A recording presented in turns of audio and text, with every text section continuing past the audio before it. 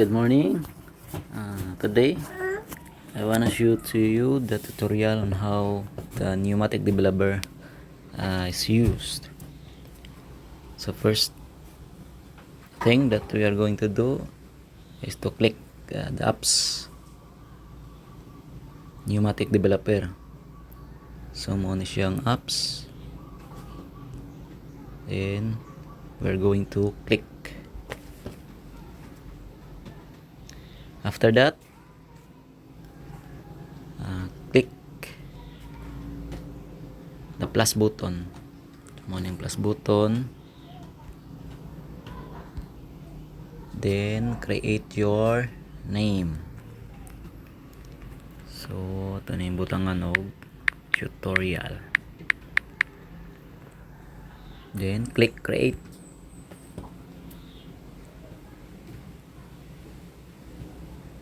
Okay, after that, so as you can see, nasa yung mga signs below. So kani nga sign is for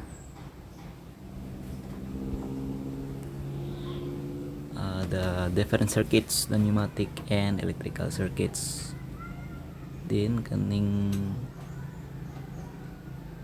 ikaduha is for connections. So let me click first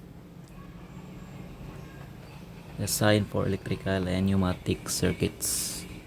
So kaning clock sign, this one is for pneumatic components.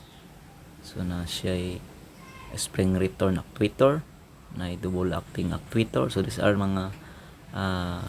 are the cylinders for the pneumatic components. So na siya dual rod actuator, na linear actuator, and so on so forth. Then sa pinakaubos, so makita as you can see na siya supply, air supply. Okay, so the next symbol, the light symbol. So these are the electrical components. So na ay coil, normally open push button, normally close push button. Then na normally open contact, normally close contact. Then na pud siya lamp, buzzer or sounder, then solenoid valve, and so on and so forth. And also the supply, which is up to 24 volts only.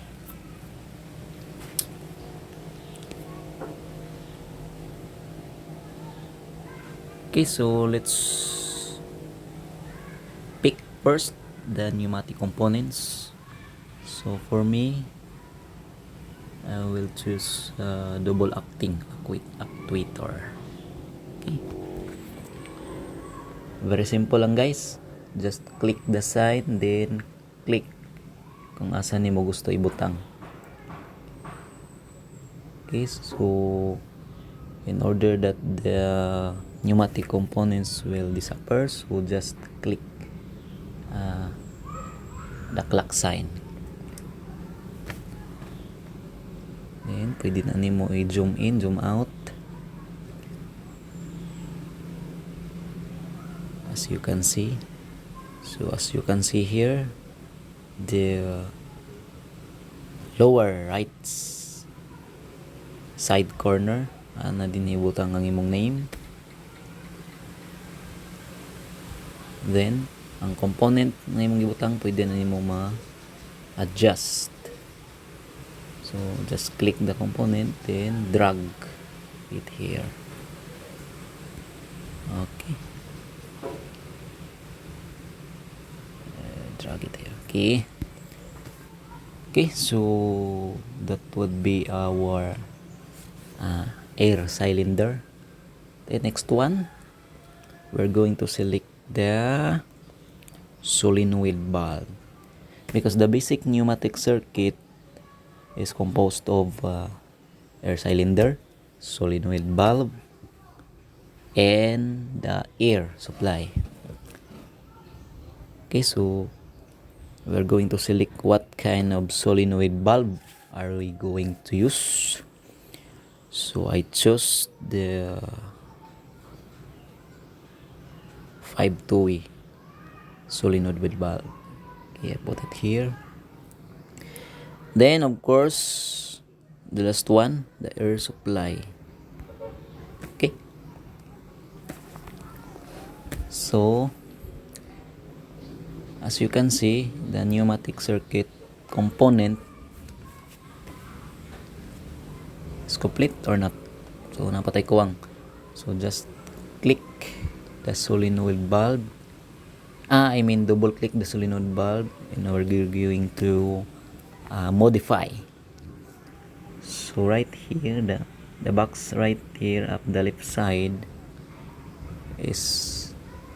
indicates the driver of the solenoid valve. Whether you select the button with lock or button only, this is for the fully pneumatic and the electrical solenoid valve. So since we're going to create the electrical circuit, so we're going to select the solenoid. Okay, right here, the solenoid. Then we are going to name it in order to synchronize to the electrical circuit. So example 1. Then this side of the right side of the solenoid valve, we are going to select spring return na lang. Okay, spring return,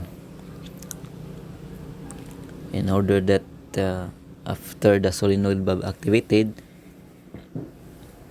then after the solenoid valve deactivates, so it will automatically back to its normal position because of the spring.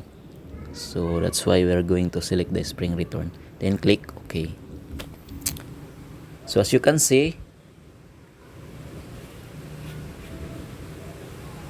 there will be a component add in the solenoid valve. So a while ago, a solenoid valve we're going to select is the fully pneumatic, but now ato siyang gipunan og electrical component, which is the solenoid coil. Okay, so next step, we're going to connect the pneumatic circuit. So in order to connect the pneumatic circuit, so we're going to click this button. Okay, so click, then as you can see, there will be blue sign appear on the screen. So click this blue sign, so this will turn to red. Then tap in another both end, and another one, click the blue side and both ends. Okay, so that is very simple to connect. Just tap both ends, then it's connected already. Okay, so as you can see in the screen, our pneumatic circuit will be connected to each other. Okay, so we're going to create next the electrical circuit. Okay, again, tap the bulb sign, then select the electrical components. So let me select first the electrical supply, which is the 0 volts at the upper side, then 24 volts the lower side. Then select also the button that you are going to use. So I will be creating a basic electrical circuit, so I will select the normally close button with lock, normally open button with lock. Then, so by the way, this is only for basic tutorial for basic electrical circuit, so that's why I'm gonna use the single switch, not the stop start, but it's the single switch. Sorry, na double ang switch. So if you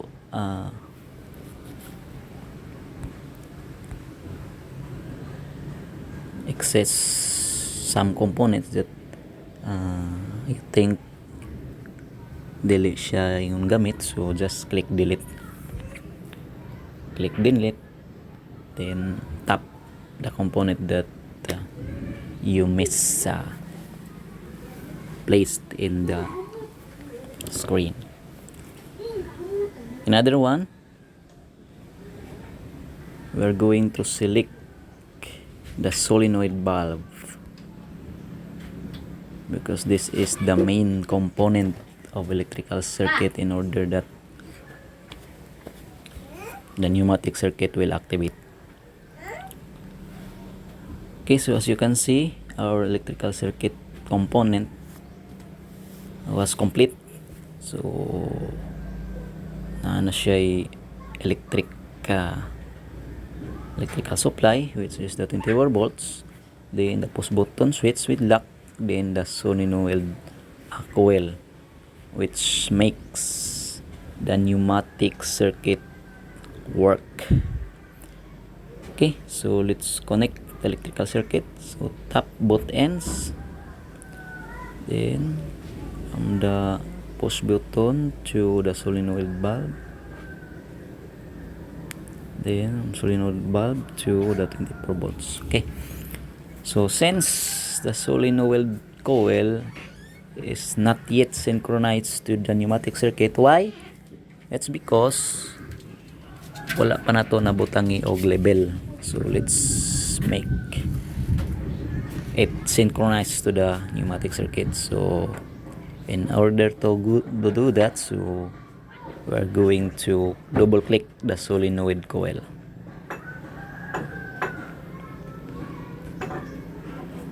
Okay, so let us put the name 1, since our pneumatic circuit solenoid coil is 1, so that's why we're going to put same name in the solenoid valve in order to synchronize, or in order to makes the pneumatic circuit synchronized to the electrical circuit. Okay, so as you can see, our pneumatic circuit and electrical circuit was complete. So next step we are going to do is to test whether our two circuits will work correctly.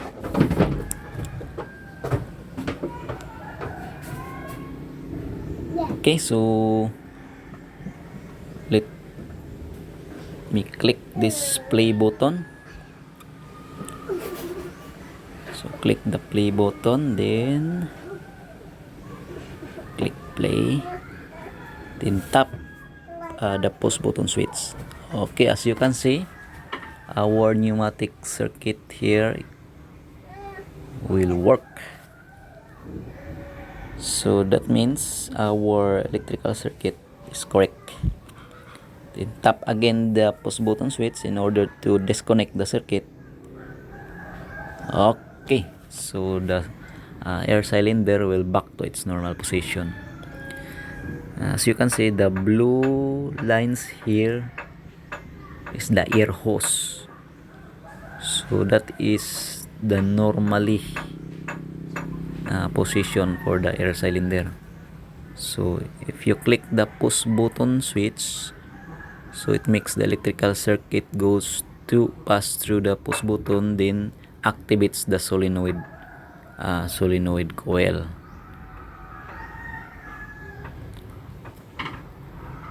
So since the solenoid coil synchronizes the solenoid bulb, so it will make the pneumatic circuit work. So then press again the push button switch in order to disconnect the circuit. Okay, so the cylinder here backs to its normal position. Okay, so that's it for our tutorial for this lesson. So I hope you learned something from it, and good luck to our next activity.